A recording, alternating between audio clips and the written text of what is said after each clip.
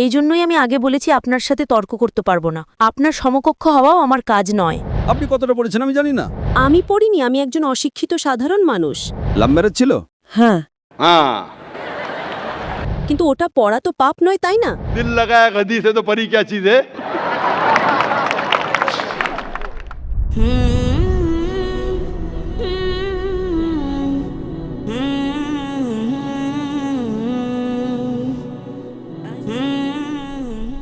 আমার নাম স্বপ্না, আমি হিন্দু পরিবার থেকে।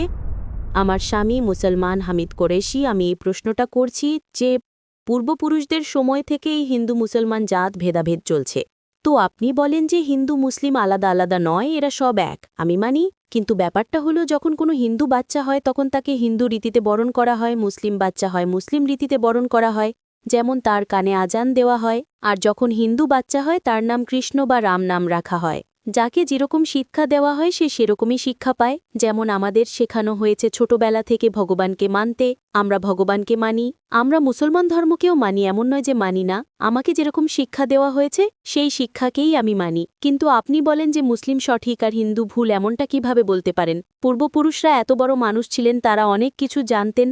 আমি আপনার সাথে তর্ক করতে পারবো না, কারণ আপনি অনেক কিছু জানেন আর আমি কিছুই জানি না। আমাদের বাবা দাদারা এসব দেখে এসেছেন এবং আমরাও দেখেছি যে আমরা গুরুজন, তাদের আমি সম্মান করি। তিনি আমার সাথে তর্ক করতে চান না, আমিও আপনার সাথে তর্ক করতে চাই না। করতে পারবো না কারণ আমার অত শিক্ষা নেই, অতটা বলতে পারবো না, তাই না? বোনের প্রশ্ন হলো যে আমি বলি হিন্দু মুসলিম এক, কিন্তু যে হিন্দু পরিবারে জন্মায় তাকে হিন্দু শিক্ষা দেওয়া হয়, যে মুসলিম পরিবারে জন্মায় তাকে মুসলিম শিক্ষা দেওয়া হয়।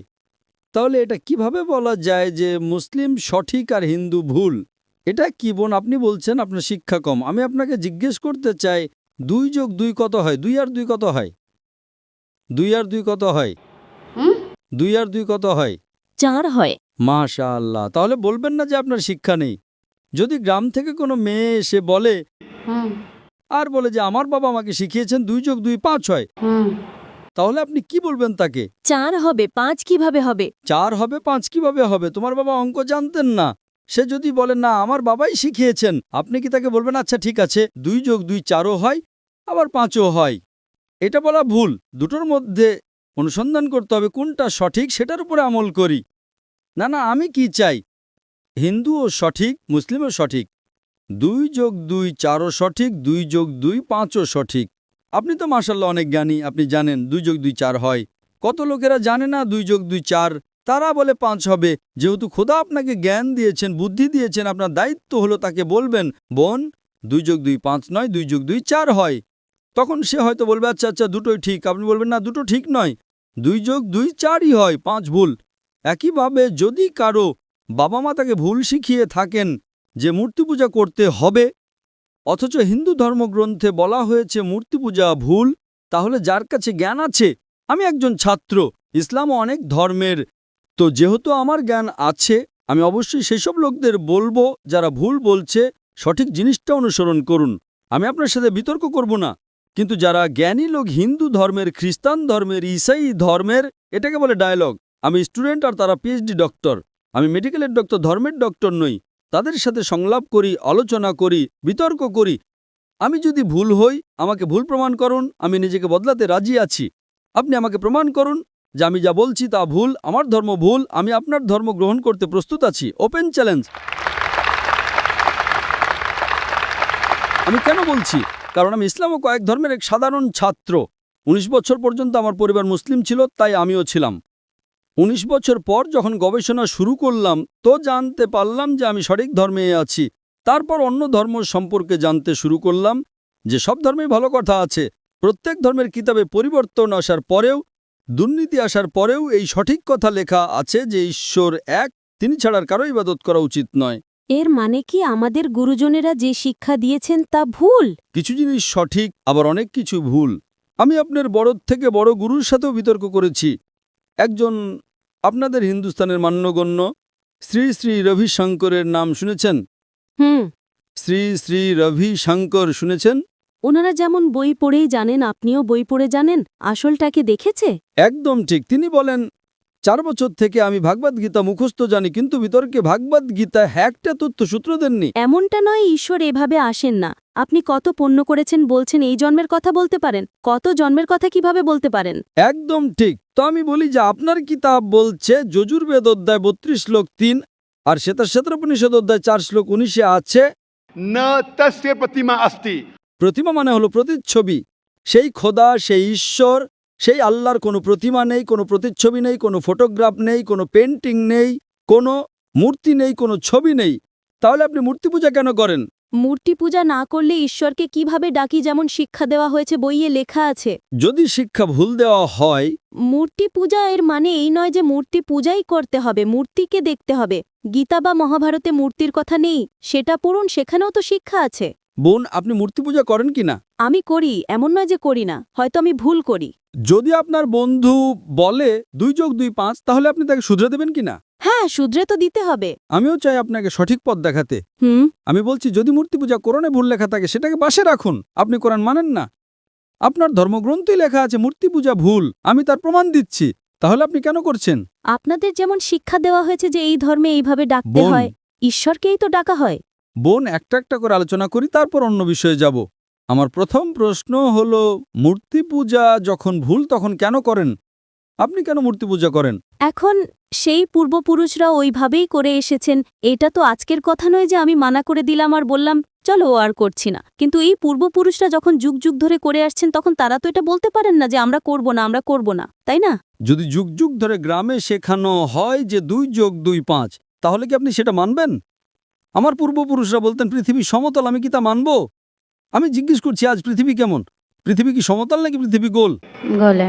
মাশাআল্লাহ, আপনি তো জ্ঞানী, আপনি তো জানেন। তাহলে যদি আমার বাবা দাদারা বলতেন পৃথিবী সমতল, তাহলে আমি কি করব? তাদের কথা মানবো নাকি ছেড়ে দেব? তো সেই সময় কি এই যুগ চলতো না? একদম ঠিক, আজকের যুগ এটা। এখনকার যে যুগ তার চেয়ে আগের যুগ সেই সময় ভালো ছিল, পবিত্র ছিল। আগে এমন প্রচার হতো না যেখানে কোটি কোটি মানুষ একসাথে দেখতে পারত। আজকের প্রচারে এখানে লক্ষ লক্ষ মানুষ জমা হয়েছে, লক্ষ লক্ষ মানুষের সাথে টেলিভিশনে কোটি মানুষ দেখছে। তাই আপনার কোনো অজুহাত থাকবে না। কোটি কোটি মানুষের সামনে আপনাকে বলা হয়েছে যে মূর্তি পূজা ভুল, এরপরেও যদি আপনি করেন তাহলে আপনার কোনো অজুহাত বাকি থাকবে না। মূর্তি পূজা ভুল আপনার কোরআন শরীফে যেমন লেখা আছে, আমাদের গীতা মহাভারতেও লেখা আছে, কিন্তু ওটা পড়া তো পাপ নয়, তাই না? আমি কখন বলেছি যে গীতা পড়া ভুল? আমিও গীতা পড়ি, আমি বাইবেলও পড়ি, আমি ইহুদিদের কিতাবও পড়ি, আমি বেদও পড়ি। আপনি কতটা পড়েছেন আমি জানি না, আমি পড়িনি, আমি একজন অশিক্ষিত সাধারণ মানুষ। কিন্তু আমি পড়েছি। হ্যাঁ, এই জন্যই আমি আগে বলেছি আপনার সাথে তর্ক করতে পারবো না। আপনার সমকক্ষ হওয়াও আমার কাজ নয়। হ্যাঁ, তো আমি আপনার সাথে তর্ক করছি না, আমি শুধু অনুরোধ করছি। কিন্তু আমি এটা বলতে চাইছি না আমাদের পূর্বপুরুষরা যা করে এসেছেন সেটা কি ভুল? এজন্যই তো বললাম, আমার পূর্বপুরুষরা বলতেন যে পৃথিবী সমতল, দুনিয়া সমতল। আমি সেই পূর্বপুরুষদের কথা কি মানব? আমি পূর্বপুরুষদের সম্মান করব, তারা আমার বড় ছিলেন, আমার বাবা দাদা ছিলেন। সম্মান করার মানে এই নয় যে তাদের সব কথা মানতে হবে। যদি আমার পূর্বপুরুষরা বলতেন 2 যোগ 2 5, তাহলে কি মানব? না। আমি শ্রদ্ধার সাথে আচরণ করব, আমি তাদের গালি দেব না, আমি তাদের অসম্মান করব না, ভালোবাসার সাথেই বলবো, কিন্তু বলবো যে আপনি ভুল। হুম। আর যদি নাও বলি, অন্তত আমার জীবনে সেটার ওপর আমল করব না। হুম। আমি জিজ্ঞেস করতে চাই যে যখন আপনার ধর্মগ্রন্থ বলছে আপনার স্বামীর কিতাব, হুম। আপনি তো আপনার স্বামীকে বিয়ে করেছেন, তাই না? হ্যাঁ। লাভ ম্যারেজ ছিল? হ্যাঁ। हाँ ঠিক ছিল না ভুল ছিল সেটা অন্য কথা, কিন্তু যখন আপনি আপনার স্বামীকে এত ভালোবাসেন, আপনার স্বামী আপনাকে ভালোবাসেন কিনা? হ্যাঁ। করেন তো? হ্যাঁ। আমি আমার স্ত্রীকে খুব ভালোবাসি, আমি আমার স্ত্রীকে সবচেয়ে বেশি ভালোবাসি। আপনার স্বামী আপনাকে ভালোবাসেন, তিনি কি চান না যে আপনি জান্নাতে যান? না।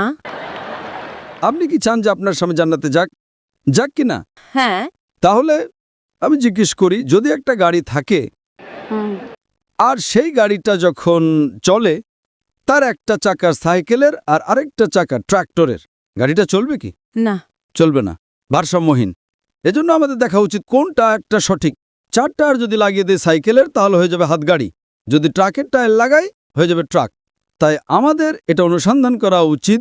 আমি এটা বলছি না যে চোখ বন্ধ করে আপনি আপনার স্বামীর কথা মেনে নিন। শিক্ষিত হওয়া জরুরি নয়, কিন্তু বুদ্ধিমান প্রজ্ঞাবান হওয়া জরুরি। আমাদের শেষ নবী মুহাম্মদ সাল্লাল্লাহু আলাইহি ওয়াসাল্লাম, তিনিও নিরক্ষর ছিলেন, কিন্তু সবচেয়ে জ্ঞানী ছিলেন। তো আমি আপনাকে জিজ্ঞেস করছি, যখন স্পষ্টভাবে আপনার বইয়ে হিন্দু ধর্মগ্রন্থে এবং কোরআনে লেখা আছে তখন আপনার পূর্বপুরুষরা যদি ভুল কথা বলতেন তাহলে কি আপনার সেই ভুল জিনিসের ওপর আমল করা জরুরি? না। তাহলে আপনি কেন মূর্তি পূজা ছাড়েন না? আপনি বলেন আপনি আপনার স্বামীকে ভালোবাসেন কিনা সেটা একটা প্রশ্নচিহ্ন।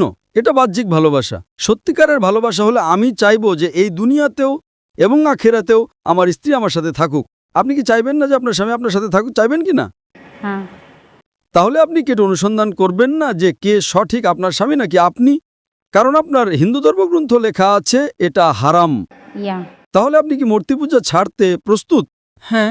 মাশাআল্লাহ। আপনি কি মানেন যে খোদা এক? হ্যাঁ। আপনি কি মানেন মূর্তি পূজা ভুল? হ্যাঁ, ভুল। আপনি কি মানেন যে মোহাম্মদ সাল্লাল্লাহু আলাইহি সাল্লাম শেষ নবী? হ্যাঁ, হ্যাঁ। মাশাআল্লাহ। এর মানে আপনি মুসলিম? হ্যাঁ, হ্যাঁ। স্বামী মুসলমান হলে স্ত্রীও মুসলমানই হয়। কি? স্বামী মুসলমান হলে স্ত্রী মুসলমানই হয়। স্বামী আছে তাই মুসলমান এমনটা সবসময় জরুরি নয়, উল্টোটাও হয়। স্ত্রীও স্বামীর পরিবর্তনের কারণ হয়ে যায়। কারণ একটা প্রবাদ আছে, আমি বলবো সঠিক নাকি ভুল। दिल लगाया गदी से तो परी क्या चीज है। তো ভালোবাসা অন্ধও হয়। আমার উর্দু অতটা ভালো নয়, সব কবিতা পাবলিকের জন্য নয়। তো আমি বলতে চাই আপনি তো বিয়ে করেছেন, ভালোবেসেছেন, কিন্তু বাস্তবে আপনি যদি মূর্তি পূজা ছাড়তে প্রস্তুত থাকেন, এক খোদাকে মানতে প্রস্তুত থাকেন এবং এটা মানতে প্রস্তুত থাকেন যে মোহাম্মদ সাল্লাল্লাহু আলাইহি সাল্লাম শেষ নবী, তাহলে আপনি নিজেকে মুসলিম বলতে পারেন। হ্যাঁ, আমি তো মুসলমানই। মাশাআল্লাহ। তাহলে আপনি মানেন যে খোদা এক? হ্যাঁ।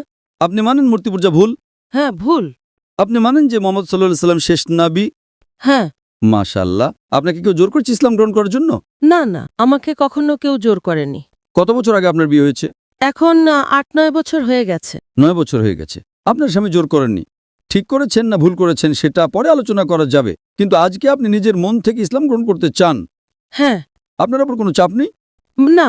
আপনি মন থেকে করতে চান। হ্যাঁ। ইনশাআল্লাহ। আমি আরবিতে বলবো আর আপনি তা পুনরাবৃত্তি করবেন। अशहदु अशहदु अल्लाह अल्लाह इलाहा इलाहा इल्लल्लाह इल्लल्लाह व अशहदु व अशहदु अन्ना अन्ना मुहम्मदन मुहम्मदन अब्दुहु अब्दुहु व रसूलुहु। वरफुलु মাশাআল্লাহ। माशाअल्लाह।